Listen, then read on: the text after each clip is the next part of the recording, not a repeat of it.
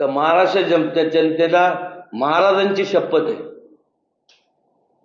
तुम्ही त्या तुमच्या लोकप्रतिनिधींना जाब विचारा फक्त.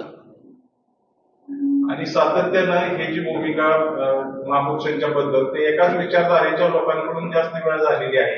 आणि हे बघा, विचारधारेचं सरकार आहे, ते त्यामुळे विचार नाही विचारधारा म्हणण्यापेक्षा ती विचारधारा ही विकृत लोकांची विचारधारा आहे.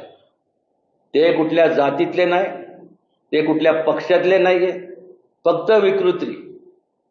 आता कोरटकर तर सगळ्या भाजपच्या नेते, हा कोरटकर झाला, तो राहुल झाला, सगळे RSS आणि त्या भाजपचे नेते. ऐकून घ्या एक मिनिट. कोरटकर झाला, समाजातला कुठलाही व्यक्ती असं महाराजांबद्दल आबू आझमी झाला, हे झालं. उद्या मला सांगा, हे नाव आहेत, तुम्ही लक्षात घ्या.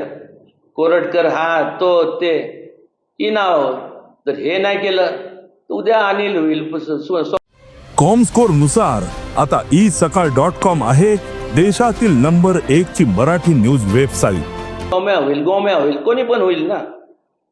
या सगळ्यांवरती गुन्हे दाखल करावेत असं वाटत नाही का मला? नाही, गुन्हे दाखल करावेत नाही, त्यांना गुन्हे तेच सांगतो ना. हा कायदा एकदा झाला ना परत कोणी धाडस करणार नाही ना. नॉन बेलेबल ऑफेन्स सांगितलंय, 10 वर्ष किमान इम्प्रिझनमेंट विथ मॅक्सिमम फाईन.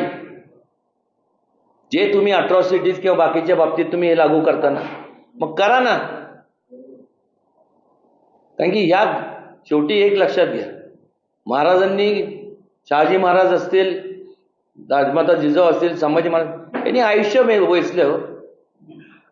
आज मला सांगा ना, आज आपण ज्या म्हणजे त्यांच्याबद्दलच आता असं बोललं जात असेल, ही चीप पब्लिसिटी आहे, थांबली पाहिजे. महाराज एकीकडे जे महापुरुषांना होणारे बदनामी, त्याच पद्धतीने आता औरंगजेबाचं उदात्तीकरण होतंय, ज्यामध्ये औरंगजेबाच्या कबरीला केंद्र सरकार पैसा पुरवतंय असं हिंदू जनजागृती समितीने दावा केला. आणि हे माहिती अधिकारातून 2011 पासून तुम्ही एक लक्षात घ्या, त्याबद्दल बोलू आपण.